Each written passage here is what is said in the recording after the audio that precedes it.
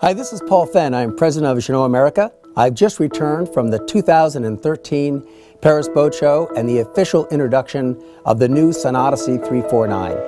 The Sun Odyssey 349 is the latest addition to the Sun Odyssey range that includes the award-winning 379, the 409, the 439, the new 469 that we just introduced at the Annapolis show this year, and the always beautiful 509. The 349 is just a great boat. You can see that the 349 has the same hull features that have made the Sun Odyssey range a true success story worldwide.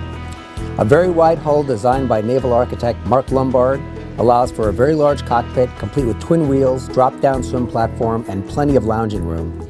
This also allows for a surprisingly amount of interior volume, which is just perfect for modern-day cruisers looking to combine exceptional sailing performance with plenty of creature comforts below. The 349 is offered in both a 2-cabin and 3-cabin arrangement. A nicely appointed galley, complete with 2-burner stove and oven, sink, and refrigeration is located to starboard, while the head and shower can be found conveniently to port, and it's a great head with plenty of space. All in all, the interior of the 349 is a real winner, with plenty of light and accents to make living below both warm and inviting.